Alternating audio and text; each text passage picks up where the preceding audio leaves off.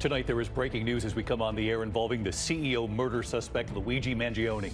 Just in tonight, a New York grand jury has now indicted Mangione on first and second-degree murder charges for murder, quote, in furtherance of terrorism. The DA tonight saying this was a frightening, well-planned, targeted murder with the intent to cause terror. And we've now learned how soon Mangione could be brought to New York. Aaron Katersky standing by with new reporting. Also tonight, this is the image of the 15-year-old girl who police say killed a teacher and a fellow student when she walked into a study hall at her school. Tonight, what they're now saying about motive. The mystery drone sightings tonight, what the Pentagon is now saying about this and what they've now deployed tonight. And lawmakers emerging from a 3-hour classified House intelligence briefing and what they said afterward. In New York City, the accused Long Island serial killer saying, I am not guilty of any of these charges. Tonight, he is now charged with the murder of a 7th woman. You'll see the scene in court. The stunning new images emerging after Ukraine assassinated a top Russian general in a bomb attack in Moscow. Tonight, the images of the scooter at the door. You'll see it right here and how they did this and what Russia is now saying tonight. Back here in the U.S., the blinding rain, ice, and heavy snow moving from the Midwest right into the Northeast tonight. Wednesday into Thursday, Lee Goldberg standing by to time this out from D.C. to Philadelphia, New York to Boston. And what's coming right behind it? A major medical breakthrough tonight, a 53-year-old American grandmother becoming the first living person in the world to receive a kidney from a new kind of genetically modified pig. Tonight, from Top Gun to his comeback as Maverick to A Few Good Men. I want the truth! You can't handle the truth! Tonight, the major new honor from the U.S. Navy for Tom Cruise.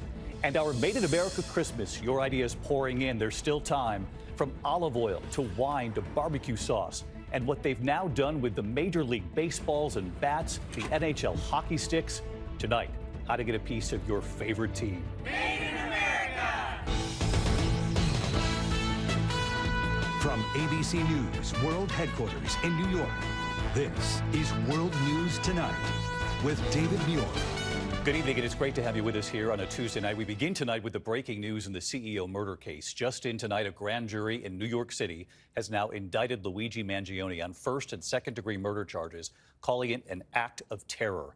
The DA calling it a frightening, well-planned, targeted murder. Authorities say it was intended to cause terror.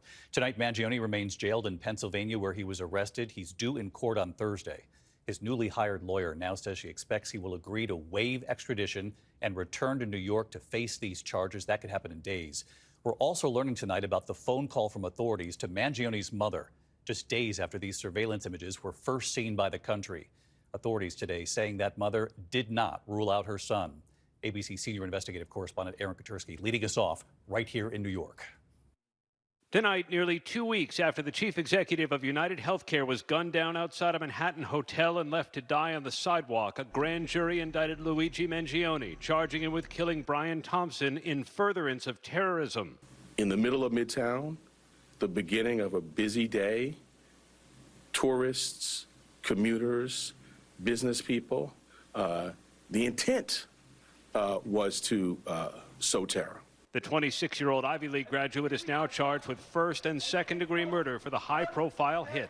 This was a frightening, well-planned, targeted murder that was intended to cause shock and attention and intimidation.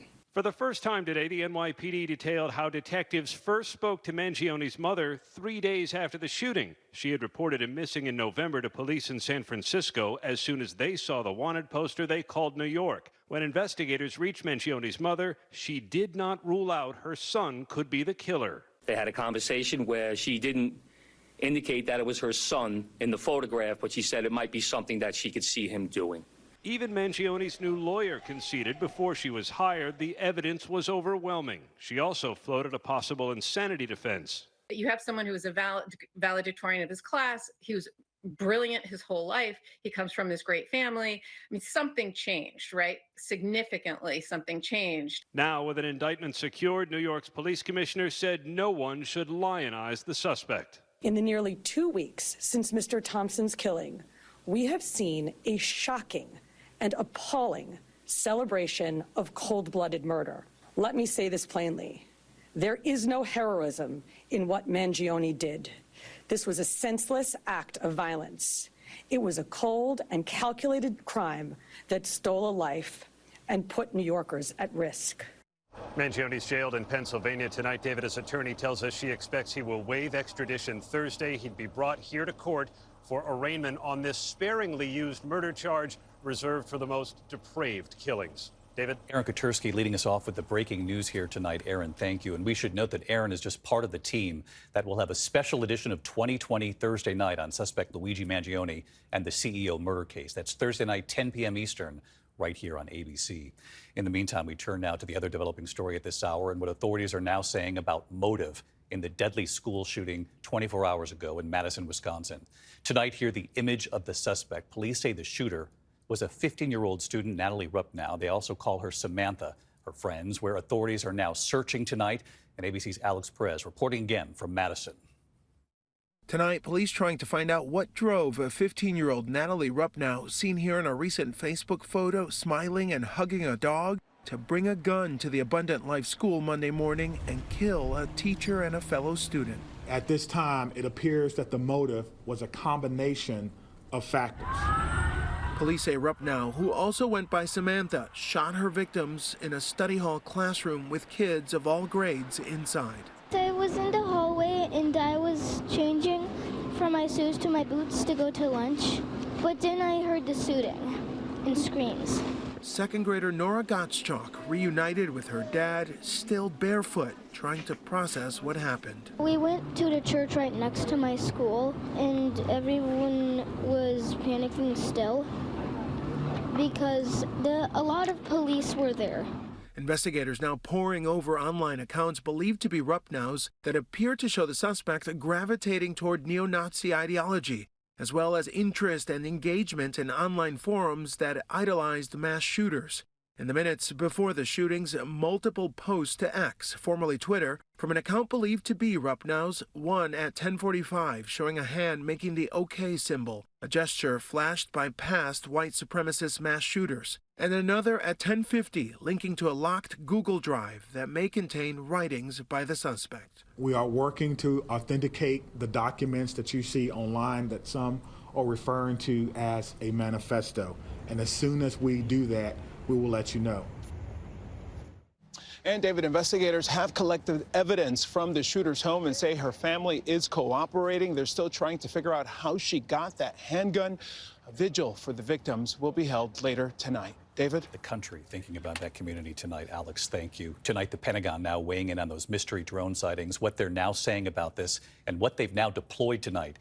And lawmakers up on the Hill emerging from a 3-hour classified House intelligence briefing and what they said afterward. Whit Johnson on this again tonight.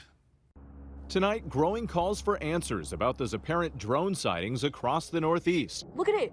Members of the House Intelligence Committee emerging from a 3-hour classified briefing with the CIA, FBI, and other top security officials. We need the government to do whatever they can to share as much information as possible to dispel any conspiracy theories or to dispel any mistaken assumptions about the lights in the sky. The briefing comes as more suspected drones are spotted at sensitive U.S. military bases from New Jersey to Utah and Ohio.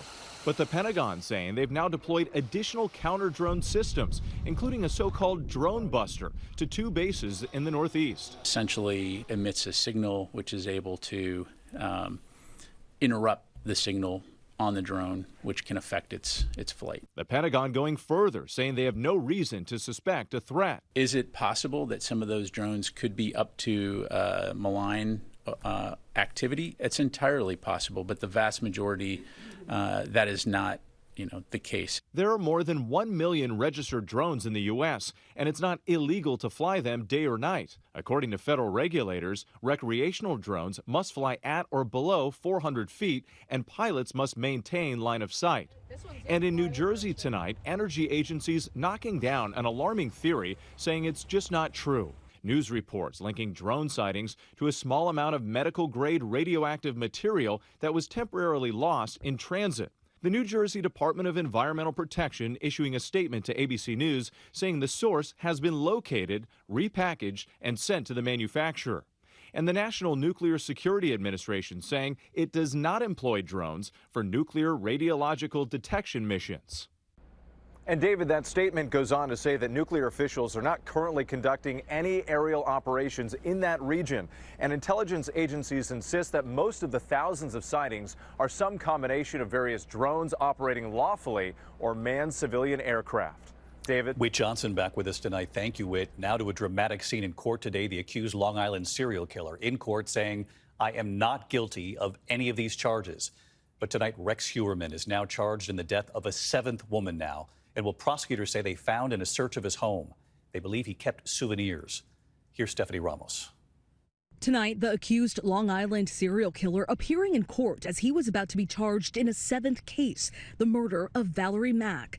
Afterward, Rex Heuermann telling the court, "Your Honor, I am not guilty of any of these charges." Mack's partial remains initially found back in November of 2000. More than a decade later, investigators finding the 24-year-old's skull just east of Gilgo Beach. We have mitochondrial DNA from a hair that was found on the body of Valerie Mack. In a court filing, prosecutors say DNA analysis linked hair found near Mack's left wrist to Heuermann's wife and daughter.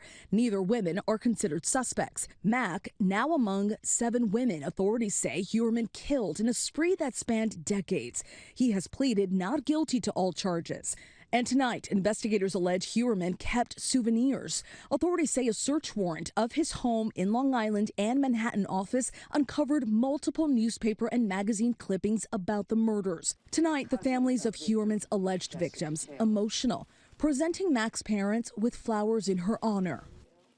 David, prosecutors say they're now preparing for the first major litigation in this case. That's expected sometime around February or March. David. All right, Stephanie Ramos. Steph, thank you. Overseas tonight into the stunning new images just now emerging from Russia. Ukraine assassinating a top Russian general inside Moscow. He was the general in charge of protecting Russia's biological, chemical, and nuclear weapons. Tonight here, the dashcam video showing the general and an aide leaving his apartment building. We have frozen the video just before the explosion, those explosives hidden on a scooter at the door of the building. Tonight, Ukraine says the general was a war criminal and what Russia is now saying. Here's our chief foreign correspondent, Ian Pannell. Dramatic dashcam video tonight showing the moment a bomb hidden in the handlebars of a scooter explodes. An audacious attack killing a top Russian general in the heart of Moscow. The scooter seen leaning up against a wall as General Igor Kirillov and an aide walk out of his apartment building. The forces of the remotely detonated blast hurling the bodies of both men, blowing out windows, damaging the brick facade. Remnants of the scooter, now twisted metal, part of a crime scene. Russia calling the attack terrorism. Kirillov, the highest-ranking military officer to be assassinated in Russia since the war began, killed just miles from the Kremlin. He was in charge of Russia's biological, chemical and nuclear protection forces. Ukraine tonight claiming responsibility, calling the general a war criminal and legitimate target. Just yesterday, charging him with using banned chemical weapons against Ukrainian troops. It comes as Ukraine released these unverified videos, claiming to show North Korean troops on the battlefield, fighting alongside Russian forces. The US now confirming several hundred North Korean soldiers have been killed and wounded. David, the US saying it had nothing to do with the attack, Russia vowing retaliation. But this shows what Ukraine's security service is capable of. And they're warning tonight, such an inglorious end awaits all those who kill Ukrainians. David? Our chief foreign correspondent, Ian Pannell, with us tonight. Ian, thank you. Back here in the U.S. at this hour to the dangerous driving, blinding rain, ice, heavy snow, moving from the Midwest right into the Northeast Wednesday into Thursday, from Washington to Philadelphia, New York up to Boston, and then what's coming right behind it. Chief Meteorologist Lee Goldberg back with us from our New York station, WABC, to time it all out for us. Hey, Lee. Hey, David, that storm is taking shape in the plains and in the Midwest right now, and we have flood watches out from Memphis to Nashville, some snow and ice in the lower lakes. Now, that low moves from Kentucky to Maryland during the day tomorrow. So by the end of the day, you've got some of the steadier rain approaching the I-95 corridor. It looks like a quick soaker, maybe a half-inch of rain, and there's snow and ice in upstate New York and into northern New England. We could actually see about a half foot of snow for some of the ski areas. Now, there's a second system, a clipper in the northern plains that could drop a half foot of snow, and that That's the clipper that has the key to the Arctic air, and that's plunging into the Great Lakes in the Northeast over the weekend. Could even bring a little snow here in New York City Friday night, but you're looking at sub-zero wind chills from the Midwest, single-digit wind chills in the Northeast, and the cold is diving deep into the South all the way down to Florida. The recovery will be slow into Christmas. David? Really been whiplash these last few weeks. Lee Goldberg, always great to have you. Thanks, Lee. When we come back, a lot more ahead tonight. The verdict in the murder of the popular founder of Cash App, what the jury has decided. Also, that major medical breakthrough tonight, an American grandmother receiving a kidney from a genetically modified pig. And then look at this, the major honor tonight, from Top Gun to Maverick to A Few Good Men. What's happened to Tom Cruise tonight? In a moment here. Tonight, a guilty verdict in the murder of popular Cash App founder Bob Lee in San Francisco. The jury convicting tech consultant Nima Momeni after 7 days of deliberations. Lee was found staggering along the street, bleeding and calling for help. Prosecutors say he was driven to an isolated spot and stabbed multiple times. When we come back here tonight, the breakthrough transplant. What's happened for an American grandmother and her message tonight. Also, the major news involving Tom Cruise. You'll want to hear this. And our Made in America Christmas last-minute ideas, made in America. To the index of other news tonight, doctors celebrating a major medical breakthrough. A 53-year-old grandmother from Alabama recovering from a kidney transplant at NYU Langone here in New York using a genetically modified pig kidney. They were unable to find a human match for the patient, Tawana Looney. She says she took the risk, quote, hoping it would help many others, too. Tonight, from Top Gun to top honors, Tom Cruise honored by the U.S. Navy. Navy Secretary Carlos Del Toro presenting him with the Distinguished Public Service Award for his contributions to the Navy and Marine Corps public awareness because of so many of his roles. I feel the need for speed. So many favorite scenes. Cruise recognized for his role in both Top Gun movies, the original in '86, the sequel, Top Gun Maverick, 36 years later. Not to mention A Few Good Men. Cruise called it an extraordinary acknowledgement. When we come back here tonight, we asked and you answered your Made in America ideas, from olive oil to wine to barbecue sauce to getting a piece of your favorite team, in a moment. Finally tonight here, from olive oil to wine, from barbecue sauce to your favorite team. It's a Made in America Christmas. Tonight, our great Made in America Christmas, 13 years in running.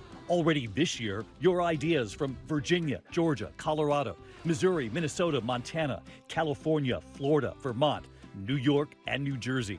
Those firefighters, the two brothers, kicking it off.